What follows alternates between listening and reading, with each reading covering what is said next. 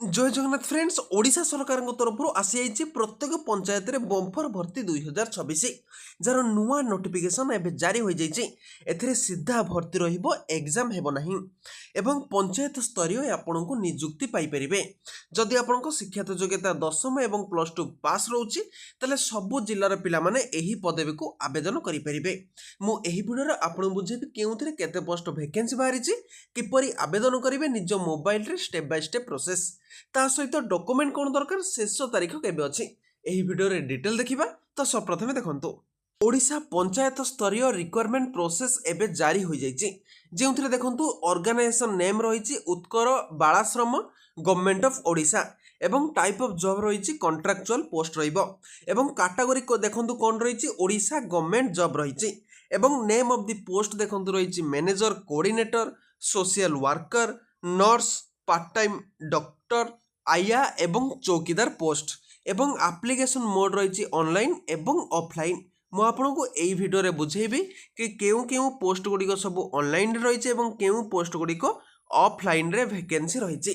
एवं तापर यही सब पोस्ट को केउ माने अप्लाई करेंगे ऑल ओडिशा कैंडिडेट ये पोस्ट को आवेदन करेंगे प्लेस ऑफ पोस्टिंग देखंतु ओडिशा रहिबो एवं शेष तारीख देखंतु 6/8/2026 रहिबो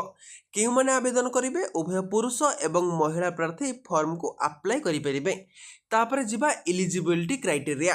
प्रथमे देखंतु ए जो पोस्ट गुडी को आवेदन करिवे विभिन्न वेरियस कैटेगरी पोस्ट रहिछि सेति पई पोस्ट वाइज एजुकेशनल क्वालिफिकेशन कोन रहिबो प्रथमे मैनेजर बा कोऑर्डिनेटर जो मानकर शिक्षात योग्यता सोशियोलॉजी किंबा सोशल वर्क रही इन साइकोलॉजी रे से माने मैनेजर एवं कोऑर्डिनेटर पदवी रे अप्लाई करि परिबे। सेही भली सोशल वर्कर पई देखंतु बैचलर बा master in sociology social work एवं psychology with background in early childhood education रे जो माने क्वालिफाई करिसंती से माने सोशल वर्कर पोस्ट पई अप्लाई करि परिबे। से बळे देखंतु नर्स पदवी पई जे माने बीएससी नर्सिंग करिसंती with experience in paediatric in preferable in case of no application form BSc nursing then ANM candidate also apply जो माने फास्ट बीएससी नर्सिंग वाला आवेदन करेंगे जदि बीएससी नर्सिंग वाला एथिरे नाहांती नो एप्लीकेशन जदि पाइले ताहले जो माने एएनएम मध्य करिसंती से माने मध्य नर्सिंग स्टाफ पई अप्लाई करि परिबे। तापर देखंतु पार्ट टाइम डॉक्टर रे पेडियाट्रियन विथ मिनिमम 5 वर्षर एक्सपीरियंस थिले से माने पार्ट टाइम डॉक्टर पई अप्लाई करि परिबे एवं एई पोस्ट टी हला सबटर इंपोर्टेंट पोस्ट जेउथरे आया एवं चौकीदार पदवी जदि आपनकर मिनिमम शिक्षात योग्यता अंडर मैट्रिक बा जदि आपण मैट्रिक पास अछंती ताहले आया एवं चौकीदार पदवी रे आवेदन करि परिबे। एबे हमें जिबा कि पोस्ट नेम वाइज वैकेंसी सब कोन रहिछि सर्वप्रथम देखंतु वैकेंसी डिटेल पोस्ट नेम प्रथम मैनेजर एवं कोऑर्डिनेटर रे गोटे पोस्ट रहिबो तारे सोशल वर्कर रे गोटे पोस्ट रहिबो नर्स रे गोटे पोस्ट रहिबो तारे पार्ट टाइम डॉक्टर रे गोटे पोस्ट रहिबो आईआर रे 6 गोटी पोस्ट रहउछि एवं चौकीदार पदवी पई गोटे पोस्ट रहिबो टोटाल आम देखा टोटाल 11 नंबर पोस्ट रही एवं कोऑर्डिनेटर सहित सोशल वर्कर एवं आया एवं चौकीदार जदि आम देखा 9टी पोस्ट रही पदवी आपंकर 10वीं ग्रेजुएशन पास जदि अच्छी ताहले पोस्ट को अप्लाई करेंगे। तापर आम जा एज लिमिट रे देखंतु मिनिमम आपणकर बयस 21 वर्ष रहिबो मैक्सिमम 45 वर्ष रहिबो एवं ता सहित एज रिलैक्सेशन रही एज पर गवर्नमेंट रूल अनुसार आपणकर एथिरे एज रिलैक्सेशन रहिबो किपर देखंतु एज रिलैक्सेशन रही जदि आपण ओबीसी अछंती 3 वर्षर जदि आपण एससी एसटी अछंती ताहाले 5 वर्षर जदि आपण एक्स सर्विसमैन अछंती ताहाले मध्य 5 वर्षर जदि आपण पीडब्ल्यू कैंडिडेट अछंती ताहाले 15 वर्षर एज रिलैक्सेशन रहिबो। तापर आपनकर दरमा मध्य एथिरे भल मिलबे एथिरे आपण चेक करि परिबे सोशल वर्कर पई केते दरमा कोऑर्डिनेटर पई केते दरमा नर्सिंग जो माने आवेदन करिवे नर्सिंग पई देखंतु केते दरमा रहिछि आया पई केते रहिछि चौकीदार पोस्ट पई देखंतु केते आपनकर दरमा रहिबो।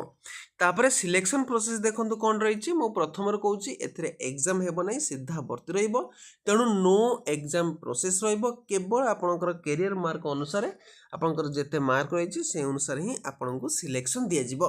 तापर इंटरव्यू रहिछि एवं शेष रे डॉक्यूमेंट वेरिफिकेशन रहिबो देखो टोटाल मार्क किपरि आसीबो जदि आपण सेकेंडरी बा +2 रे देखो 10 मार्क रहिबो हायर सेकेंडरी ग्रेजुएशन रे 15 मार्क रही से ग्रेजुएशन रे 25 मार्क रहिबो जदि आपण पीजी करूछन ताहले 30 मार्क रहिबो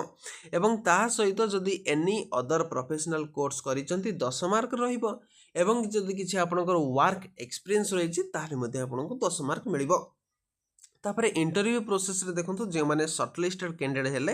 सेमानंकु केवल इंटरव्यू प्रोसेस एवं तापर डॉक्यूमेंट वेरिफिकेशन रे आपणको डका जिवो।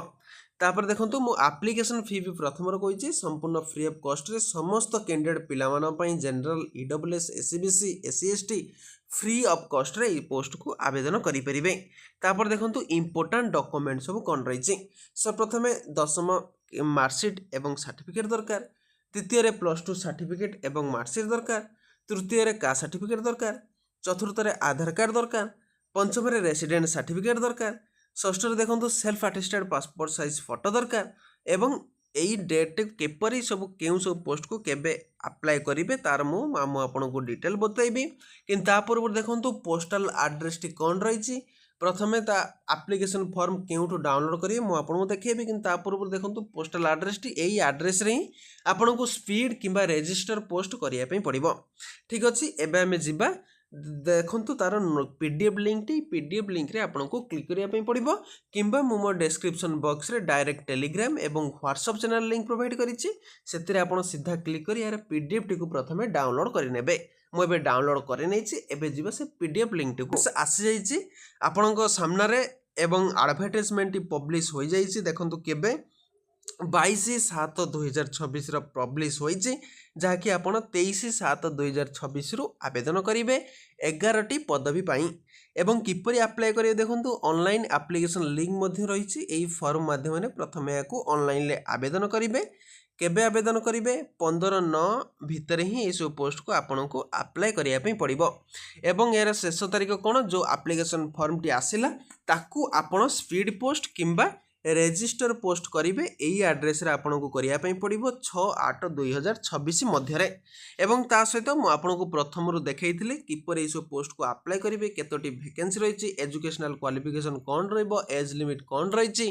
एथिरे आपन सीधा पढि परिबे। मु आपन को तळको नउछि जेउथिरे आईआर 6 गोटी पोस्ट चौकीदार रे गोटे पोस्ट वैकेंसी रहिछि केवल जदि आपनकर शिक्षागत योग्यता मैट्रिक पास रहइबो ताहाले ही एई सब पोस्ट को अप्लाई करि परिबे। एथिरे भल्लो पोस्ट रहिछि ताहा सहित देखंतु एथिरे कोऑर्डिनेटर एवं सोशल वर्कर रे मध्य पोस्ट वैकेंसी रहिछि जदि आपण बैचलर डिग्री क्वालिफाई करिसंती एवं नर्स पदवी पई जदि आपण केवल बीएससी नर्सिंग जे माने नाहंती नो बीएससी नर्सिंग जदि मिलिबो जदि आपण एनएम मध्य पढिसंती ताहाले ए पोस्ट को अप्लाई करि परिबे। मु आपण को सिलेक्शन प्रोसेस बुझैली ताबरे केउ सब सर्टिफिकेट दरकार देखंतु सेल्फ अटेस्टेड कॉपी अष्टम एवं दशम तापरे दशम श्रेणी सर्टिफिकेट 10th एवं +2 certificate degree certificate PG certificate तर 1 size recent passport size colour photo भी मध्य देबे अटैच करिथिबे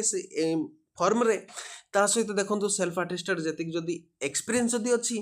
तापरे दरकार इन केस जदी एनेक्सर 3 मध्ये एथिरे प्रोवाइड करिवे जदी आपनर किछि एक्सपीरियंस रहिछि मु आपन के देखैछि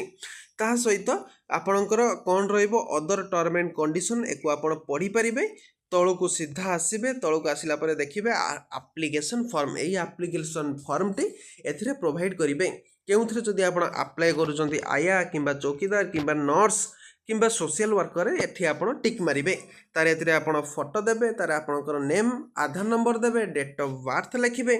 तार आपण मेल कि फीमेल एथिरे टिक मारिबे तार मैरिड की अनमैरिड एथिरे लिखिबे कास्ट लिखिबे रिलीजन लिखिबे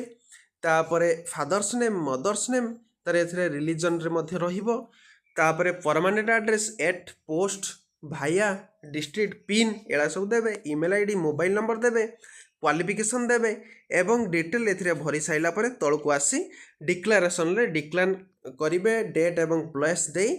एथिरे आपनकर सिग्नेचर करिवे एवं रजिस्टर किंबा स्पीड पोस्ट कर देबे। मु भाबुची एथिरे आपनकर समस्त डाउट क्लियर हो जाइथिबो जदि किछि आपनकर डाउट अछि मते निश्चित कमेंट बॉक्स रे कमेंट करंतु। मु आ गुडे वीडियो देखा हेबे। जय हिंद जय जगन्नाथ।